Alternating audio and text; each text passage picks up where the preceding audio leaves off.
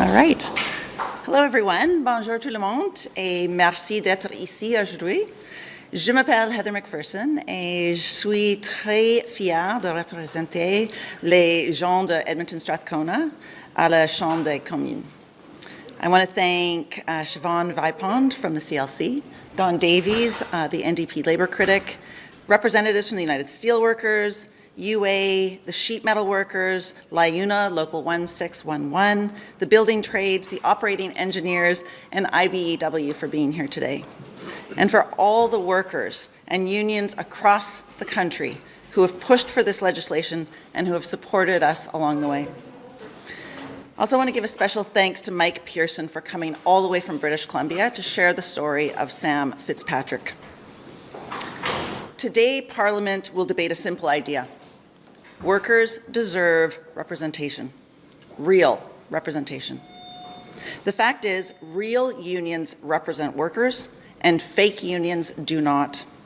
Right now, federal law recognizes that employer-dominated fake unions are a problem. It says they should not exist, but in practice, we know they do, and once certified, workers are left with no real way to challenge them once they've been put in place. And that gap matters. Because when workers can't trust the organization speaking for them, everything else breaks down. Wages fall behind, working conditions get weaker, and workers across the entire country lose the protections they need. Let me be very clear. Most unions do exactly what they are meant to do. They fight for their members every day. They bargain hard, they improve conditions, they raise standards for all workers. Real unions support this bill because it protects the rights that they have fought for generations to win. This legislation is not about those unions. It's about fake or company unions. There aren't many of them, but where they exist, where employer influence exists, and where workers are left without a meaningful way to respond, fake unions hurt all workers. To speak to that, I would like to introduce Executive Vice President for the Canadian Labour Congress, Siobhán Vipond, to the microphone. I want to say thank you for being here, and just a huge thank you to Heather for bringing forward this important bill. We are here in support of the Fair Representation Act, and as you can see behind me, lots of workers from our movement, because this is really about something fundamental, which is worker power. Worker power is delivered for everybody in our communities with better wages, better conditions, safer workplaces, with benefits, with pensions, with parental leave, with identifying the 8-hour day as a standard. And those didn't just happen. They weren't handed out generously. Those were fought for because workers stood together, and they stood together because they had a union, and their union had their voice at their heart. And so workers, who do this and are, open to having an organization which is not a union, lose their collective voice. And we need to see how worker power is actually going to make these gains happen. We know that a strong economy means that we have to have strong unions, and strong unions exist when we can protect the fundamental right of freedom of association as well as the right to strike, and that means recognizing the role that unions have in democracy. There's a lot of democracy that happens in this building, but there's a lot of democracy that happens throughout this country. And it happens at our union meetings, it happens in our workplaces, because we recognize the international and Canadian rights that workers have to be part of a union, and that union to be free from government as well as employer interference. This is a right that is recognized around the world, and so this bill is going to make sure that our laws in Canada are fully, exercising the recognition of that. It's about democracy. It is about accountability, and it's about worker power. We spend a lot of time talking about the democracy. We just had our convention as the Canadian Labour Congress, where we reaffirmed something fundamental, and that was that unions make our society better, and that we keep our voices loud. That means we're holding power to accountability. So when we bargain when we lose bargaining power, it impacts everybody, not just those in the workplace. Workers will fall behind, working conditions will deteriorate, and families and our communities will feel it, and our economy will feel it. So that's why we need to raise standards. We want accountability from our government, from our employers, and we need to recognize the power that is in a union. And this bill does that. So we are here to ask that all parliamentarians recognize the right to the freedom of association in Canada and in the globe, and they put through and support this bill so that we can make sure that we have strong unions that will lead to a strong economy. Thank you. Thank you, Siobhán. Thank you, Siobhán. Workers have been asking for a way to fix this for years. They should be able to have the support when they ask this basic question. Is the organization representing me actually acting in my interest? This bill answers that question with a clear process. It gives workers a path to raise concerns. It requires organizations to demonstrate their independence when those concerns are raised. And it gives the Canada Industrial Relations Board the ability to act when that independence is not there. Collective bargaining and representation only works when it is real. When it is not, the consequences aren't theoretical. They have enormous impacts on workers' rights, on workers' compensation, and on workers' safety. And to illustrate that, I'd like to invite McPherson to tell us the story of Sam Fitzpatrick, please. Thank you. So I'm going to tell you a story about this man, Sam Fitzpatrick, who was killed on a Kiewit project 17 years ago.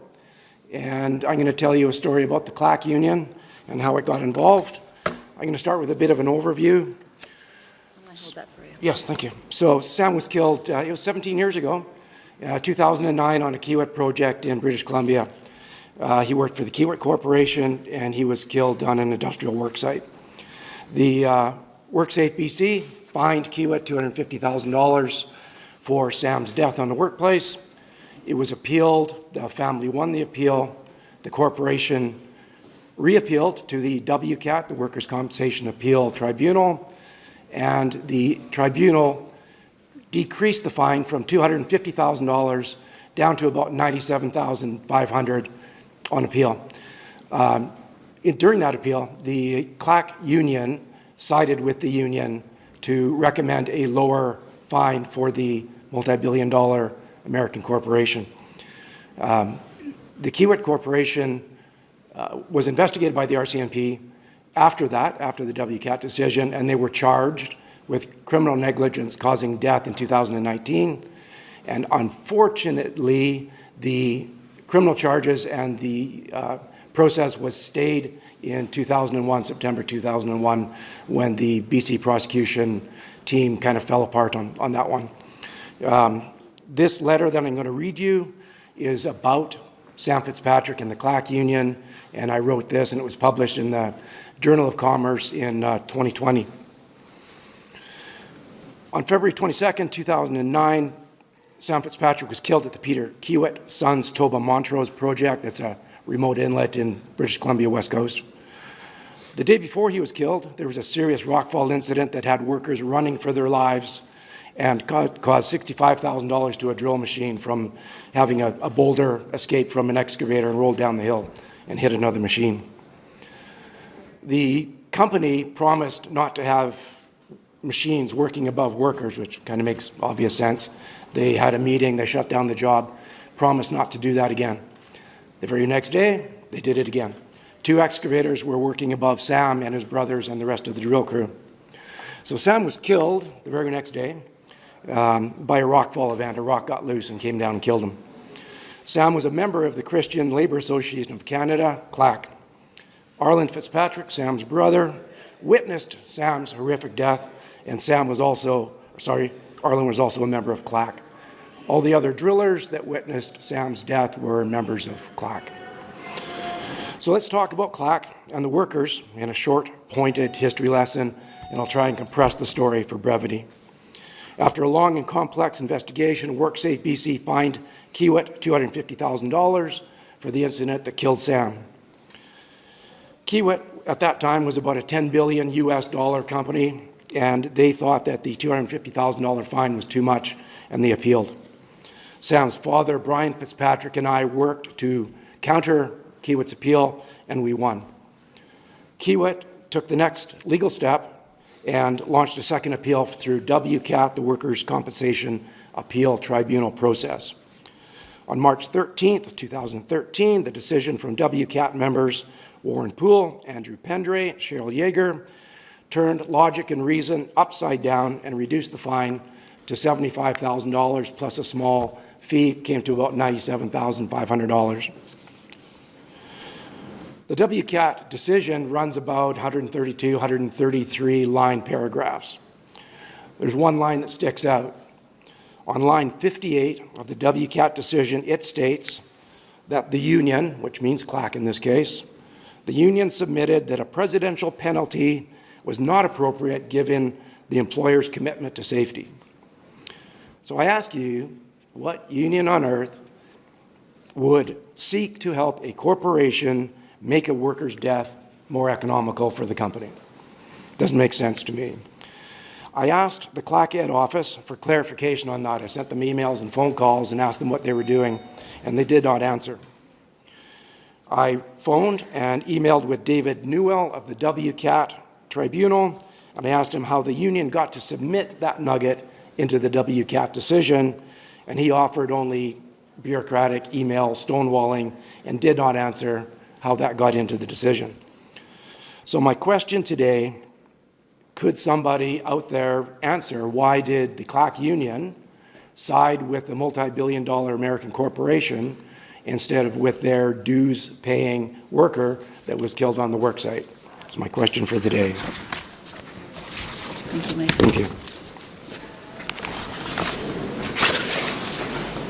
I'm going to give you this back as well. Thank you. Yes. Obviously, that was hard to hear. Sam's story is hard to believe. It is not the way that a real union acts, and it's not the only story like that. We've seen many cases where workers raised serious concerns about safety and accountability, and where the organizations meant to represent them did not stand with workers. Did not stand with workers in a way that people expect a union to stand with its members. We've seen labor unions, labor boards, and international labor organizations file against the CLAC and other unions for acting in the interests of the employer instead of the workers. That is not acceptable. Workers in this country deserve better. Les syndicats doivent rester indépendants. Les travailleurs doivent avoir confiance que leurs représentants sont à leur service et seulement à leur service. We hear a lot from Liberals and Conservatives who claim that they stand with workers.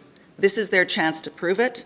I'm calling on all members of this House to support this bill, and let's guarantee workers the representation that they deserve. Thank you. Heather, thank you for. Are you ready to take questions? Can you just explain what the gap is in the federal law? Because you said they shouldn't exist according to the federal law, but they do in practice. And you know, this is a majority Liberal government. Can you just say what your conversations with Liberal or the labor minister or the jobs minister have been on this and what they're saying? Thanks, Mark. So within the Labour Code, there is a section 25.1 that actually says that you know, company unions or unions that do not represent workers' interests are not allowed.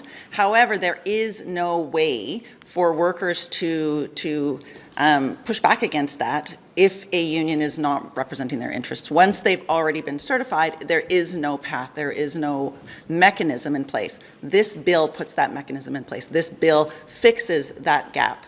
Now, when I speak to members of the Liberal Party, they have expressed that there is already legislation for that, when they know very well that if the legislation was working as it was intended, we would not have company or fake unions operating in the federal workspace. And your leader, Ava Lewis, has pretty clearly conveyed that Quebec's sovereignty movement has a legitimacy that Alberta's separatism lacks. And he's also conveyed that the right to self-determination for the people of Quebec, the parties affirmed in the Sherbrooke Declaration, doesn't necessarily translate to a right to self-determination for the people of Alberta.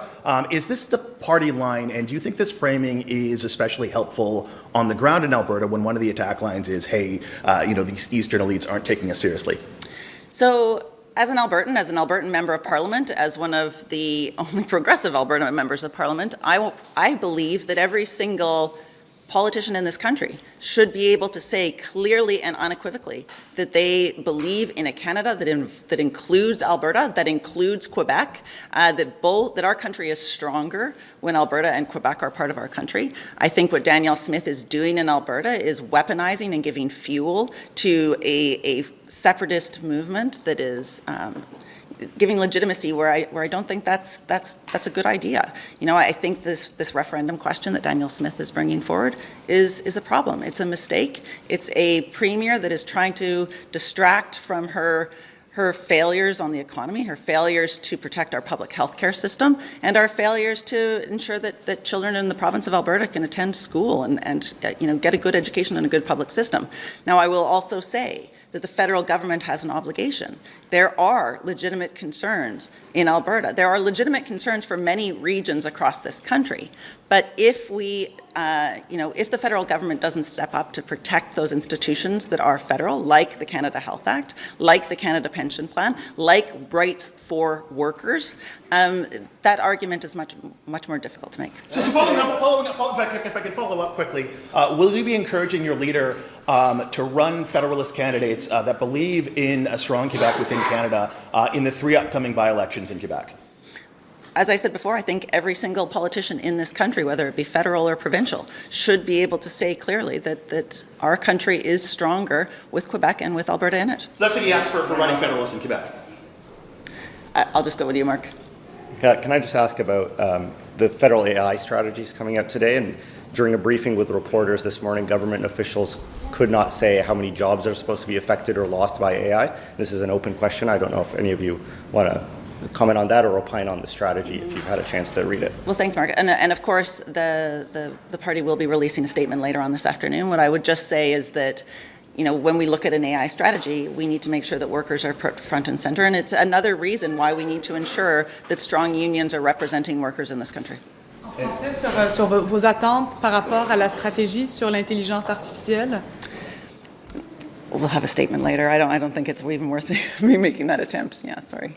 Also, just on another subject, we've learned this week and last week that the government has secretly spent tens of millions of dollars more than they've publicly disclosed on contracts with Palantir, with the military. I just want to know if the NDP has any thoughts on that. I know Abby Lewis has put out a statement, but... Well, we've been very, very clear that, as the NDP, that we should not be giving money to organizations that are funding ICE, for example, that are committing human rights abuses, that are committing human rights crimes around the world. My colleague Jenny Kwan has brought forward legislation that the Liberals voted against, of course, to close loopholes in our arms trade treaty, and we will continue to push the government to actually live up to their obligations to international and domestic law. So does Mr. Davies, may I ask a quick question to Mr. Davies? Sure.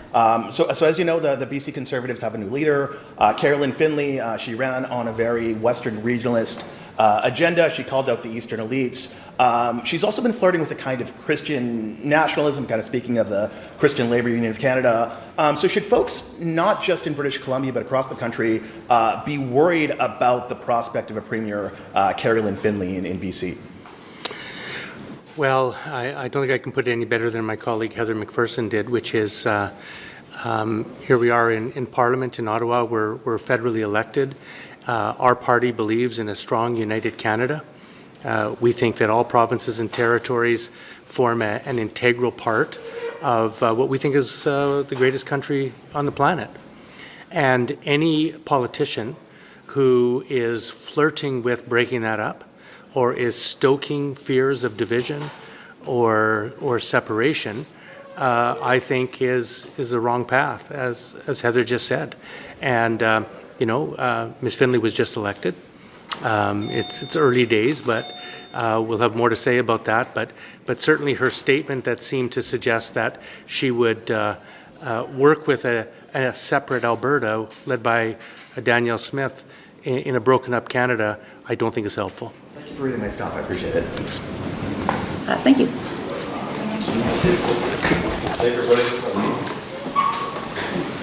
Thank you.